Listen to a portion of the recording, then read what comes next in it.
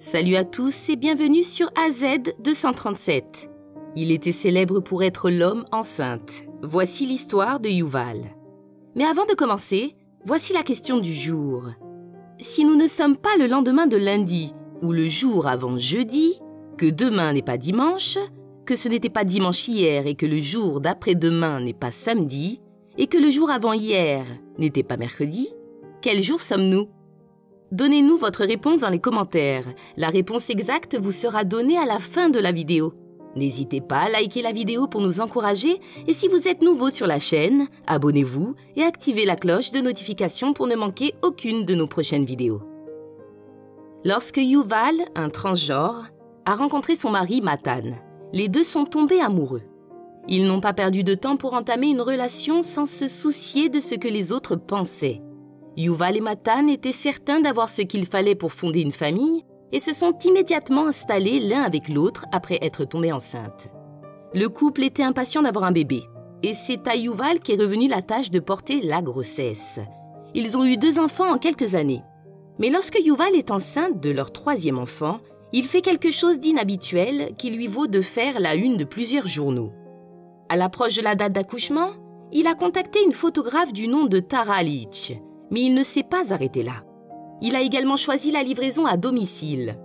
Sa petite amie et lui voulaient que tout soit parfait, y compris la planification d'une piscine d'accouchement. Enfin, le jour tant attendu est arrivé. Yuval a commencé le travail le 8 mai 2018. Les sages-femmes sont arrivées juste à temps. Tara était en attente pour capturer les moments où Yuval avait de fortes contractions. Hormis les douleurs de travail intenses, Yuval n'a eu aucun problème et a rapidement donné naissance à son 3e enfant, un fils nommé Tig. Le bonheur de ce couple ne connaissait pas de limite. Tout s'était passé comme il l'avait espéré. Quelques jours après l'accouchement, Tara s'est présentée au domicile du couple avec un grand sourire et leur a remis les images. Lorsque Yuval et Matan les ont regardées, les larmes leur sont montées aux yeux. Les images étaient plus authentiques et captivantes qu'ils n'auraient pu l'imaginer. Elles évoquaient aussi bien l'agonie de l'accouchement que la joie de 2 parents tenant leur enfant dans leurs bras pour la première fois.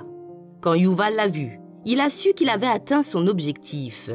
Il a déclaré dans une interview « Les photos représentent 2 causes qui me tiennent à cœur.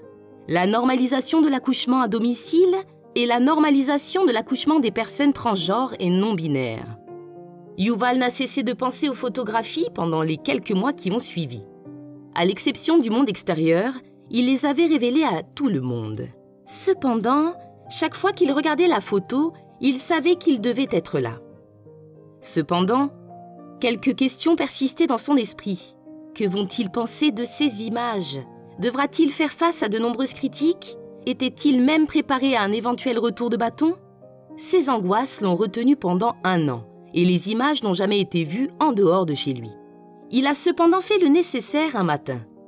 Ce jour-là, il a pris une photo des clichés et les a postés sur Facebook, se soumettant ainsi au pire des scénarios.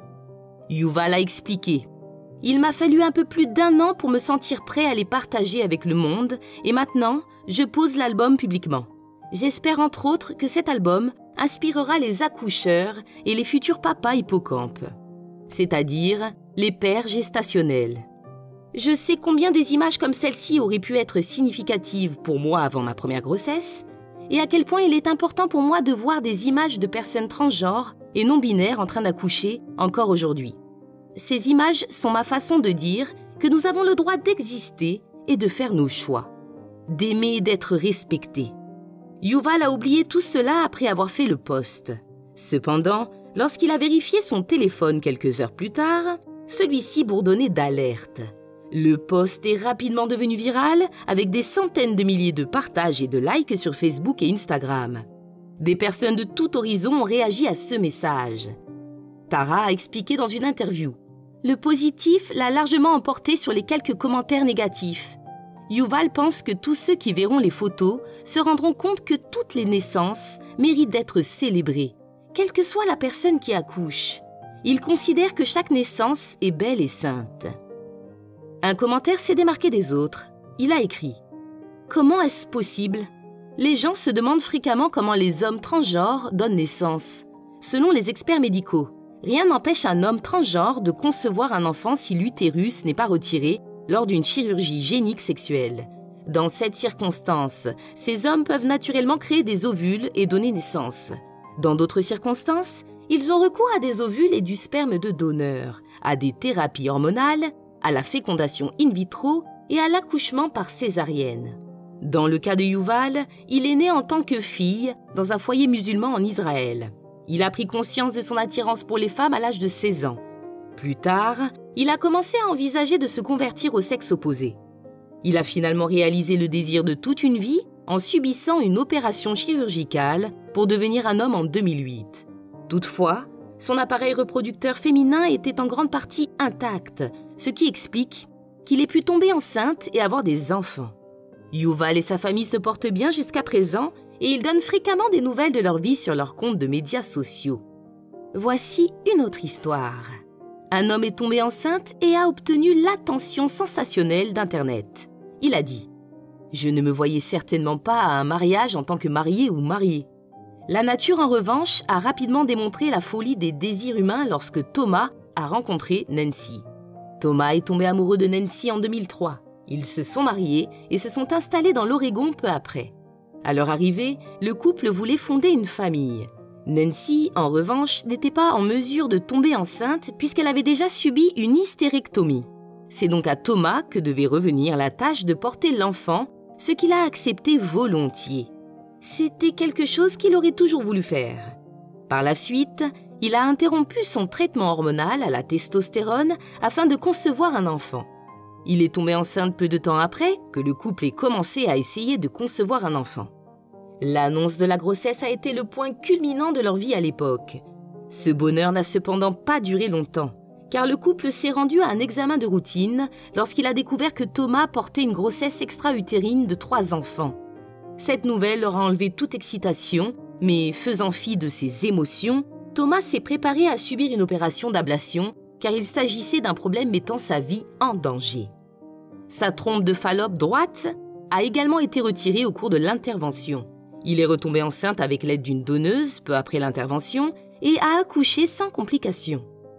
Malgré le fait qu'il ait porté la grossesse, il se considérait comme le père et Nancy comme la mère de son enfant. Bien que Thomas ait toujours voulu être un homme, ce n'est qu'après avoir terminé ses études universitaires en 2002 qu'il a subi une opération de réassignation sexuelle. Il a toutefois conservé ses organes reproducteurs féminins. Il a déclaré « J'ai choisi de ne rien faire à mes organes reproducteurs parce que je voulais avoir un enfant un jour. Je considère la grossesse comme un processus et cela ne définit pas qui je suis. » Thomas s'est fait connaître du public lors de sa première grossesse.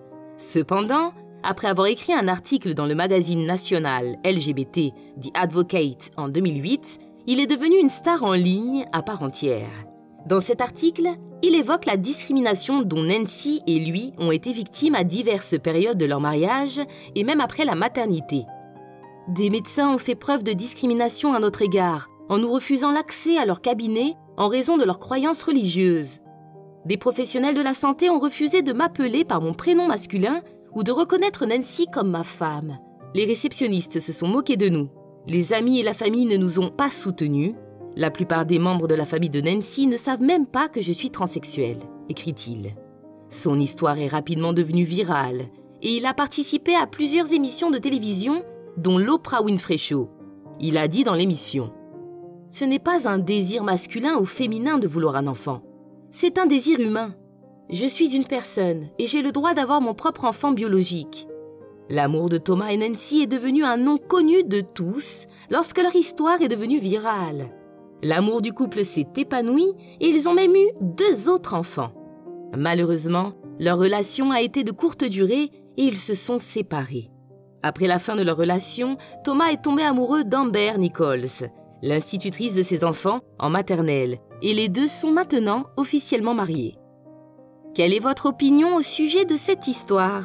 Dites-le nous dans les commentaires. Et maintenant, la réponse à la question du jour. On est dimanche. Bravo à tous ceux qui ont trouvé la bonne réponse. Nous voici arrivés au terme de cette vidéo. Merci de l'avoir regardée jusqu'à la fin. Surtout, n'oubliez pas de la liker et de la partager autour de vous. À très bientôt sur AZ 237.